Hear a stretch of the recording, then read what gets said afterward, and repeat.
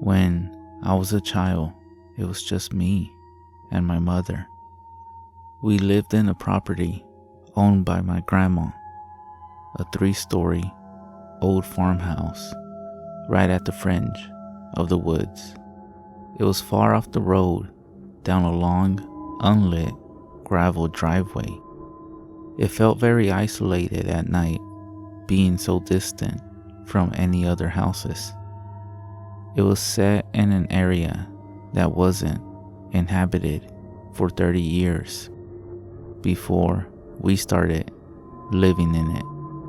Quite often, I was a fairly rambunctious child, so while my mom went off to work, I would occasionally skip the morning bus to school and stay home alone all day. The big house had a habit of feeling incredibly lonely, so I spent most of my time playing in the forest out in the back, some distance into the woods, far enough that I could hear my mother when she called. There was a toppled pine tree which had crashed into another. An even larger trunk on its way down was now frozen there, forming a long arc over the forest floor. I loved to climb up the jagged stump at the base of this fallen tree and then steady myself to a point just above the middle.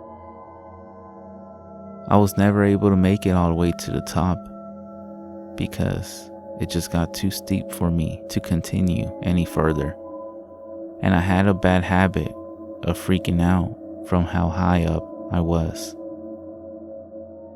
One day, I was sitting in my usual spot on the fallen tree, which was a good distance from the ground, just listening to the birds singing and simultaneously feeling the warmth of the sun on my neck, when I heard something strange from underneath that paralyzed me in shock. "Hey kid." I was gripped by a sudden strong surge of fear for a moment. The voice had come from directly underneath me. I strained to look down, but I couldn't see anything over the ledge. For a long time, I just sat there in absolute silence, and I was at the point where I was almost soon to convince myself that I had imagined hearing a man's voice at all. "I know you can hear me." His voice was much louder this time, as I yelled something out and scrambled up the log a bit higher, trembling nervously. I dug my fingernails into the bark and held tight for dear life. I sat there, trying to collect my nerves for God knows how long. Even though I couldn't see it, the presence of the thing underneath me was still clear, was much softer and more cautious this time, and when I listened closely, I swear I could hear the faintest echo of a human breathing. Gathering all my courage, I vowed to prove to myself that it was all my imagination by leaning over the ledge as far as I possibly could without slipping right off. Digging hard into the bark behind me, I stretched out along my arms and peered over, getting a full view of the empty forest floor and undergrowth, when suddenly, "Come down here or I'll come up and grab you." It was so loud. It was as if it was being screamed right in my face. I released my grip on the tree in fright and plunged off the platform. I was saved only by grabbing a nearby branch, and for one awful second, my bare legs dangled in the cool air. When I pulled myself up, I ran at full speed to the top of the collapsed pine, to the point I had never reached before. I sat there just below the rustling canopy, pissing myself and staring at the distant base where the splintered wood rose, fully expecting at any moment to see someone crawling rapidly up the pine towards me. Instead, all I heard was the wind whistling in the leaves above and below me, and occasional snippets of birdsong. It was about 2 hours before my mother got home and found me, after much worry, searching, trembling, and crying at the top of the fallen tree. Although this incident spooked both me and my mother, in time I somehow recovered, exhibiting the naive hard skin of a child. Even though I never went as far into the forest as I used to, and never again even approached that fallen tree.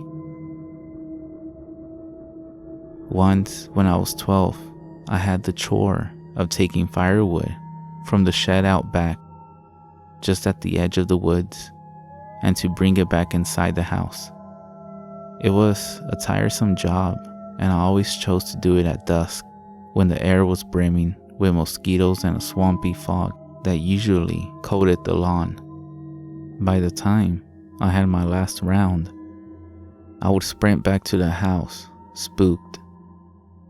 One of my least favorite things about this job was that the shed was full of barn owls. If you have never seen a barn owl's face staring at you from a dark roof corner, then you will know how uncomfortable that shed made me. One of these nights, it got mistier than it had ever been before.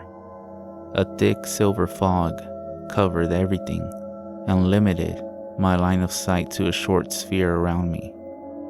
Even though the shed wasn't far from the house, I found myself feeling disoriented, and more than once, I walked in the wrong direction, both times for some reason, walking straight into the woods. By the time I had reached my last load, it was too foggy to see the street. My eyes stung in the moisture, and it made my vision blur. Lurching forward, I managed to walk headfirst into a tree. Doubling over and dropping all of the wood I was bundling onto my feet with a hard crunch. As I went to pick them up, with my foot throbbing pretty hard, I realized that the ground was too misty for me to see my own knees. I decided to head to the house since we had more than enough wood for one night. However, it was getting to be pretty dark, and I couldn't make out any signs of which direction I was heading in. Even though I cautiously walked for several feet in all directions, trying to figure out my position in the mist, I still couldn't figure out any point of identification. I couldn't even locate the fence or the gate, and the more I walked, the more I seemed to stumble into trees, pine needles, and mud crunching under my feet instead. After a while, I finally realized that I couldn't even find the shed anymore. Cursing myself for being so dumb while trying to ignore my thumping heart and sense that something else was at play, I became aware that I was lost somewhere in the forest. I then started screaming out for my mother at the loudest possible volume I could, but was only met with a resounding silence from the depths of the mist all around from where I stood, affirming that I had wandered too far from the house to be heard. As a deep panic started to settle on me, I noticed a glimpse of something pink moving against a nearby pine trunk. Coming closer, I saw that it was a ripped out square of pink paper. On it, there was an arrow pointing left. It looks vaguely like something my mom would make, I rationalized to keep me from getting lost. So I followed the direction set by that green arrow, shivering in the increasing cold. I kept walking for about 5 to 10 minutes before needing to stop to take a breath. My heart was pounding so fast, it was beginning to hurt. As I was sitting down, however, I spied what appeared to be another note hanging on a nearby trunk. I noticed this one was embedded with a long nail. It bore another arrow, this one pointing up, and a small, sloppy written note that said, "This way." Despite my increasing panic, I convinced myself that these notes were my only shot at getting back before nightfall. I was desperate to get the hell out, and my eyebrows were cold with sweat, so I followed the green arrow to a point where I could just dimly make out another spot of pink up an incline of collapsed stumps and leaf litter. At this point, it was getting pretty dark, and I had to strain both my eyes just to see a few meters ahead of me, following the green arrows, feeling more and more lost of where I was. I stumbled through the woods, groping out in the mist to feel for trees, even though I was terrified of something unseen grabbing my arm. I came across the third green note, which had another arrow pointing up again. This one led to a steep slope that I didn't recognize being anywhere near my house, and it was with a poorly drawn smiley face right above it. At this stage, I became too freaked to cope and started to cry there a little. As I slumped against the pine stump, the possibility that I would be out in these woods all night was beginning to sink in, like a syringe being driven into the veins within my arm. I caught a glimpse of another pink square in the near distance. Squinting hard, despite the previous week's nonstop rain, I read it from afar.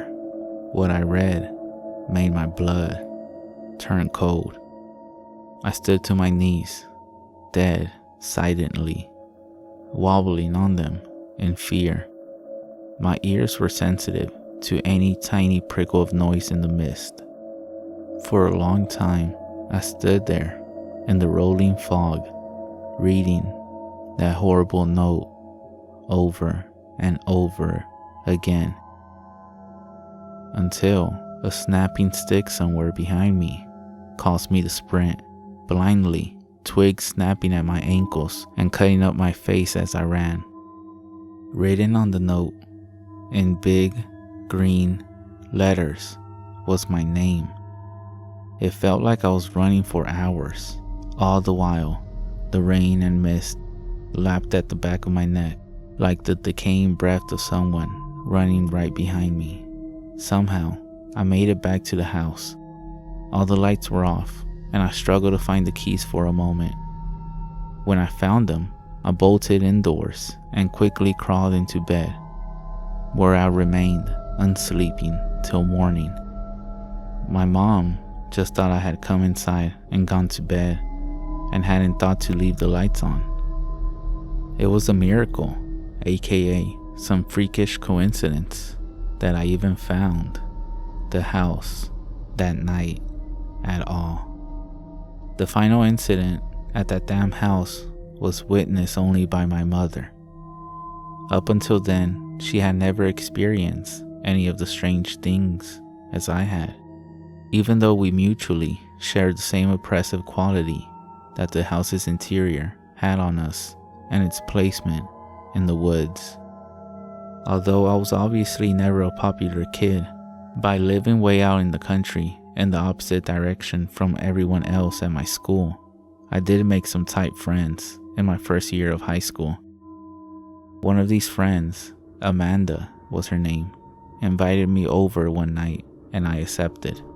My mother drove me out to the place, which was about 3 miles away, then drove back home.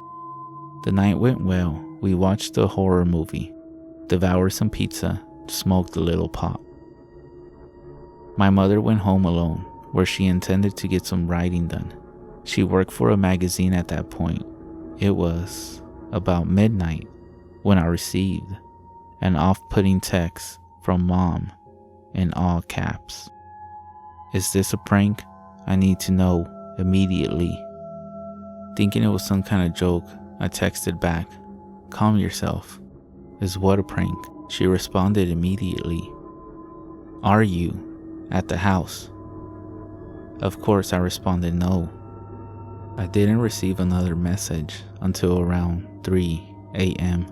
when she told me to go to my grandma's in the morning and to not by any means dare go home. I remember those drops of rain the day I went to my grandmother's and how terribly soaked I was when I finally got there. It was nearly 2 towns away. I had to fight the temptation to go home and drop off my bags.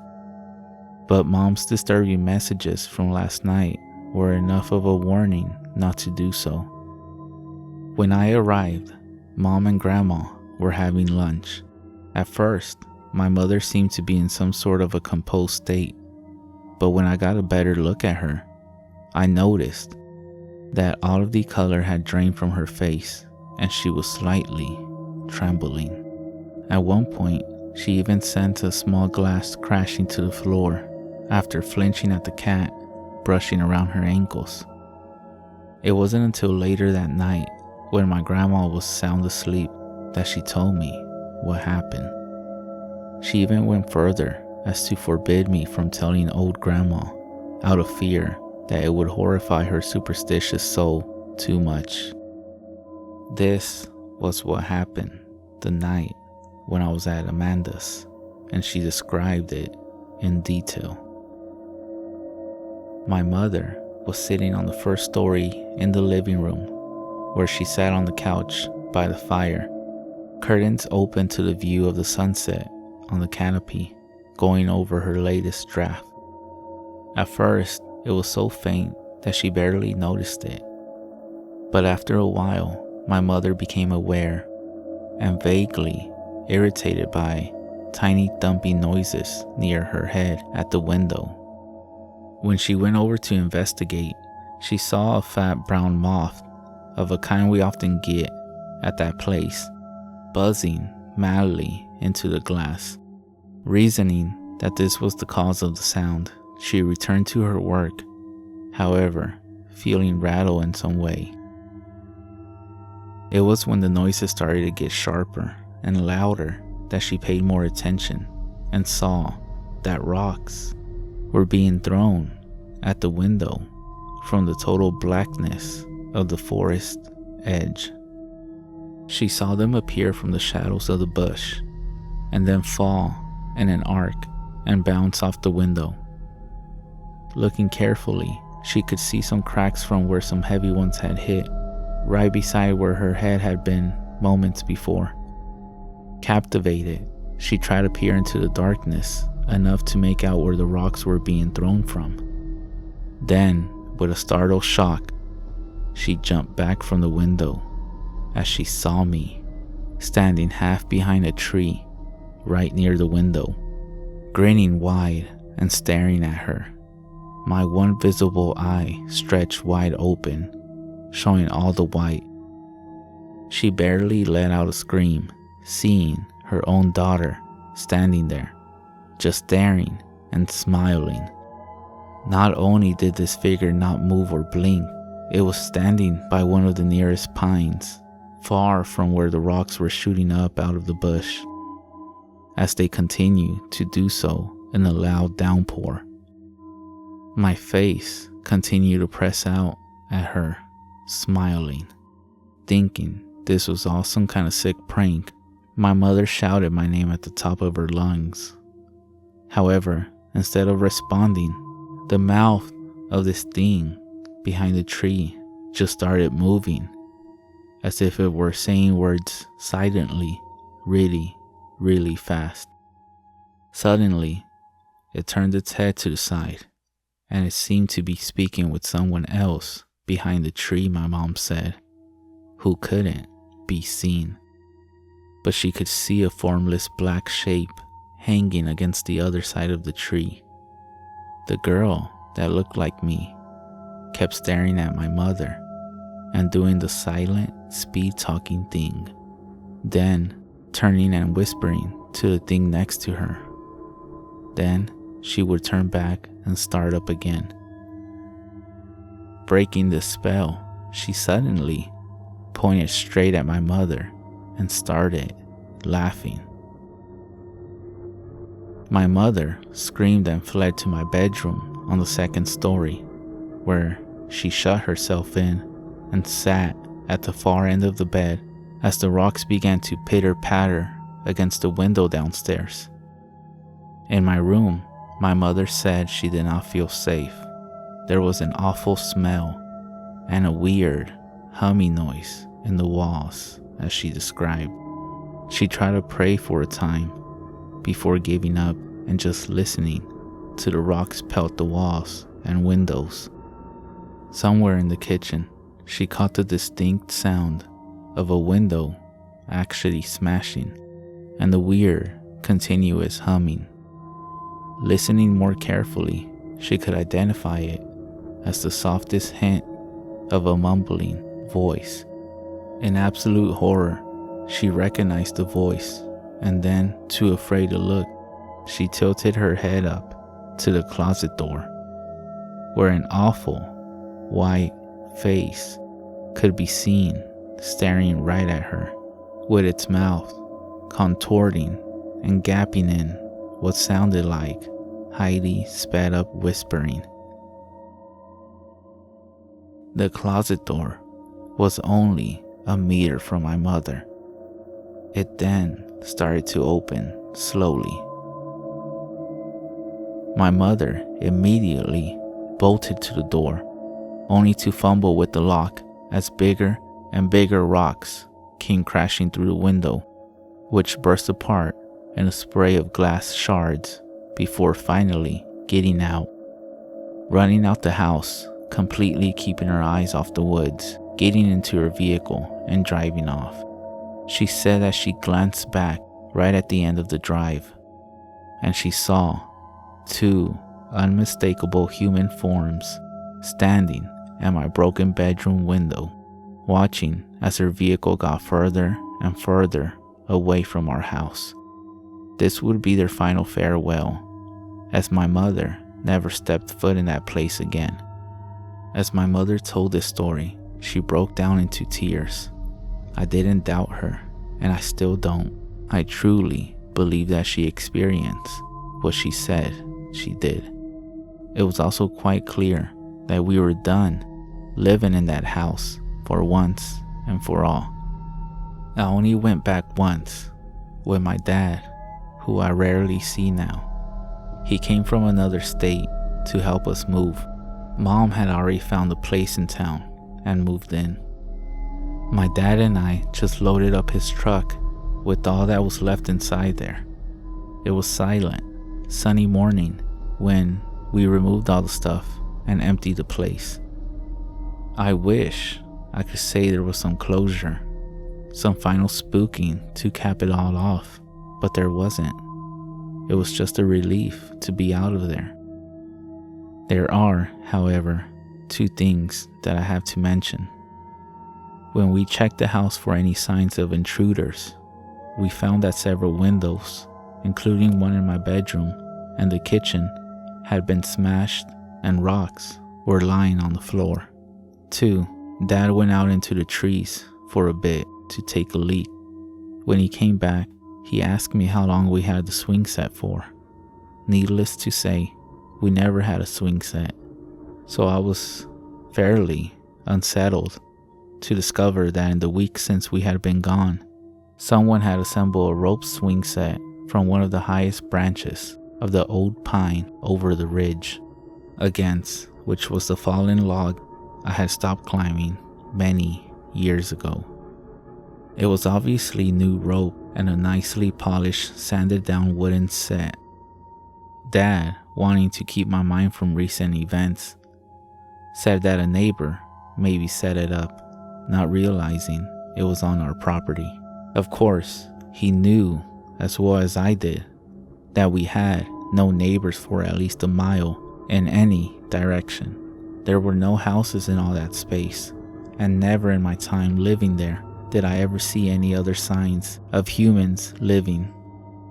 But I let it all go and was pleased enough just to say good riddance to that horrible place as we drove off for good.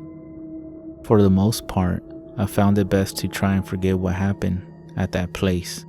Sometimes I just can't help but ponder it, even though it's been long enough now that I no longer feel scared talking about it, but for a long while, I couldn't. My grandma just recently sold the house to a new family, that being a young couple and their little son, shortly after we moved out. Despite my mother's desperate insistence that it be left empty, now she refuses to talk about what happened altogether. I'm less anxious about it, even though sometimes I can't help but let my imagination get the better of me. All I can do is think of that old house, the fallen down tree, the new family that moved in, and the swing out back, gently spinning in the breeze, as that little boy toddles, obviously, towards it.